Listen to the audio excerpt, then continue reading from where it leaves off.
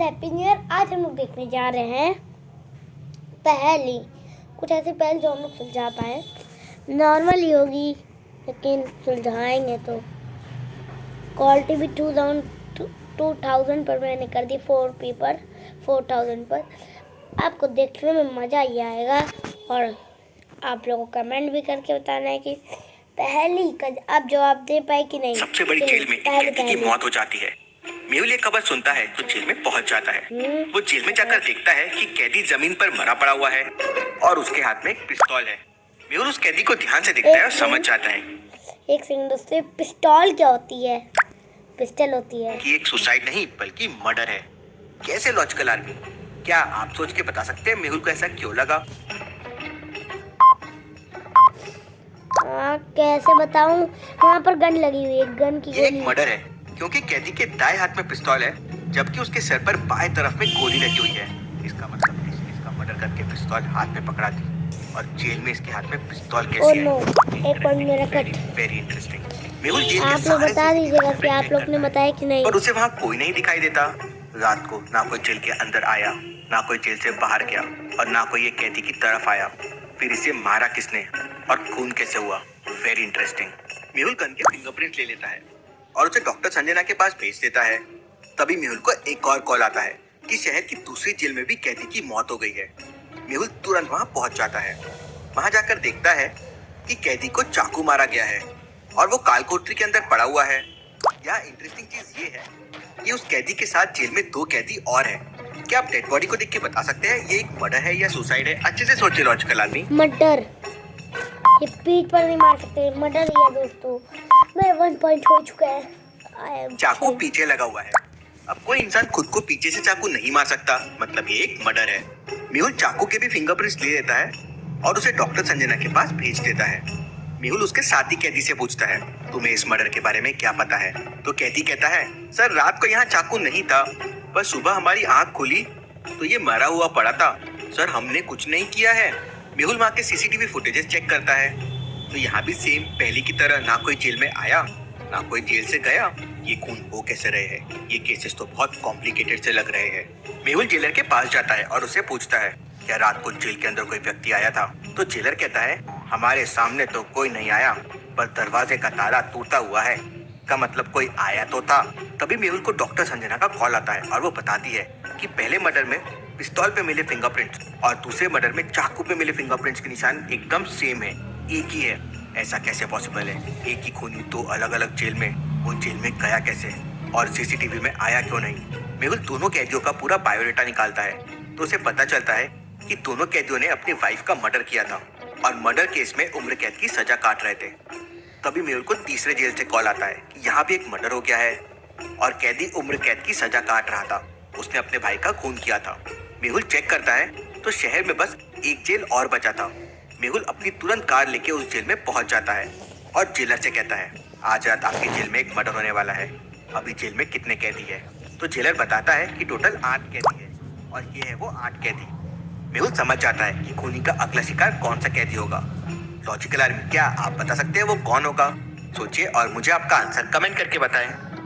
ये 4 4 4 4 4 4 4 4 4 4। खूनी सिर्फ मर्डर करने वाले कैदियों को मार रहा था और ये 8 कैदियों में सिर्फ 5th वाले ने मर्डर किया है।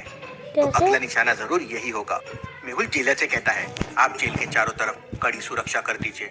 जेल के अंदर आने और जाने वाले हर व्यक्ति की तलाशी लीजिए। अभी रात होने में काफी समय था तो मेहुल तब तक अपने मोबाइल पर 4 डिजिट कोड गेम खेलने लगता है। इसी गेम से मेहुल का ब्रेन बहुत शार्प चलता है। लॉजिकल आर्मी देखिए और मुझे बताइए, इस गेम में डोर ओपन करने के लिए 4 डिजिट कोड क्या होगा? डोर के ऊपर एक हिंट है, उसे अच्छे से देखिए। चलिए सोचिए और आपका आंसर कमेंट कीजिए।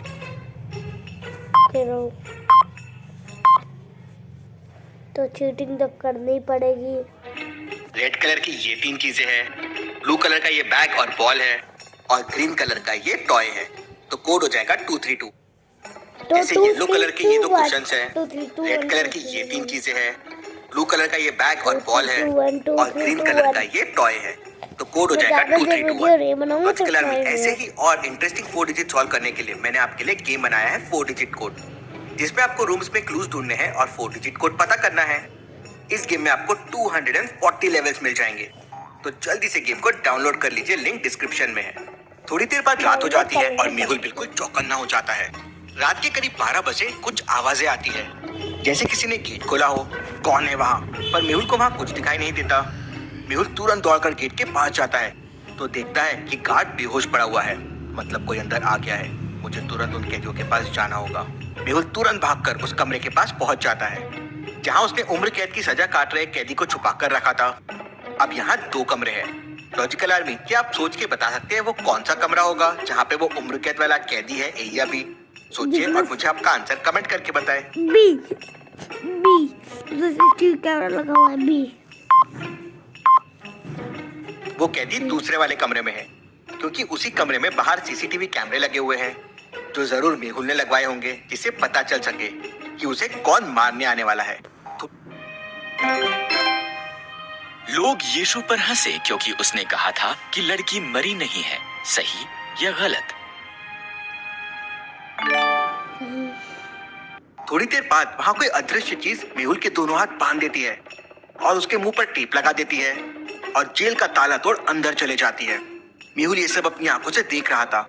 उसे यकीन नहीं हो रहा था कि ऐसा क्या है जो उसे दिख नहीं रहा है। 2 मिनट बाद वो अदृश्य चीज उस कैदी को मारकर बाहर आ जाती है। यहाँ सोचने वाली बात यह है कि अदृश्य चीज को इतनी आसानी से कैसे पता चल गया कि खूनी यही वाली जेल में है। सोचिए लॉजिकल आर्मी। क्योंकि इसके बाहर सीसीटीवी कैमरा लगा हुआ था। यहाँ मेहुल से एक गलती हो गई। वो उसी जेल के सामने पहुंच गया जहाँ पे कैदी था। उससे इस अदृश्य चीज को कैदी को ढूंढने में मदद मिल गई। सवेरा होता है, पुलिस आ जाती है। पुलिस मेहुल के दोनों हाथ खोलती है। मेहुल अभी भी यही सोच रहा था, ये कैसे संभव है? भला कोई चीज बिना देखे मेरी आंखों के सामने यहाँ से कैसे निकल सकती है? तभी मेहुल को पिछले पुलिस स्टेशन से कॉल आता है। मेहुल तुरंत वहाँ पहुंच जाता है।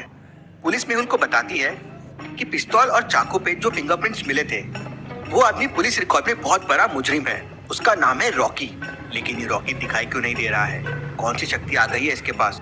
और ये मर्डर करने वाले कैदियों को क्यों मार रहा है? Very very interesting.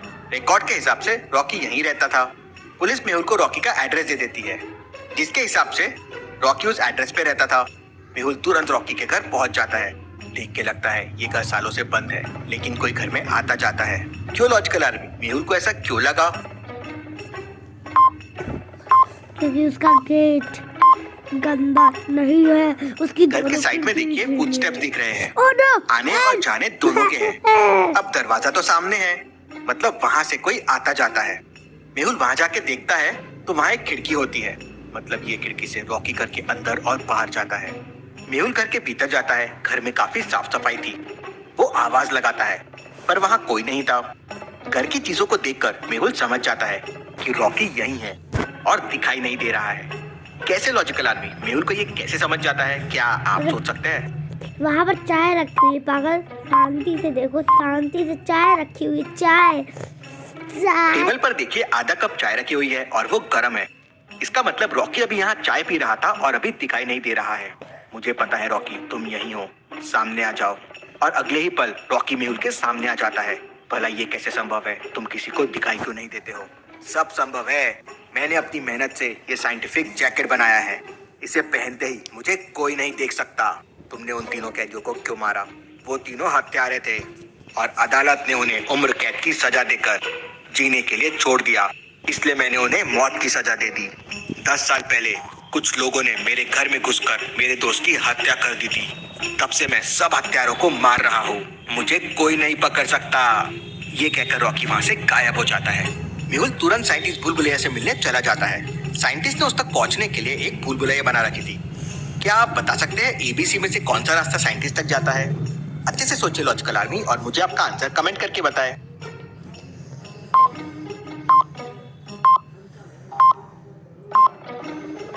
रास्ता ए साइंटिस्ट तक जाता है, कुछ इस तरह से। मेहुल रास्ता ए लेता है और साइंटिस्ट तक पहुंच जाता है। साइंटिस्ट मेहुल को एक चश्मा देता है और कुछ चश्मे पुलिस वालों के लिए भी देता है। इन चश्मों की मदद से मेहुल रॉकी को तो नहीं, लेकिन उसकी परछाई को देख सकता है। तभी मेहुल को खबर मिलती है कि शहर में अदालत ने मर्डर केस में एक अपराधी को उम्र कैद की सजा सुनाई है और उसे जेल भेज दिया है।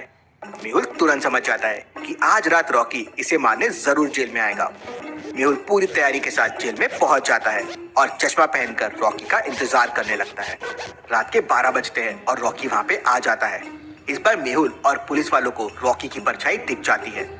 रॉकी इस समय बल्ब के एकदम पास खड़ा है, क्योंकि बल्ब के बाएं साइड में परछाई बन रही है और वो परछाई काफी बड़ी बन रही है। इसका मतलब वो बल्ब के पास खड़ा है।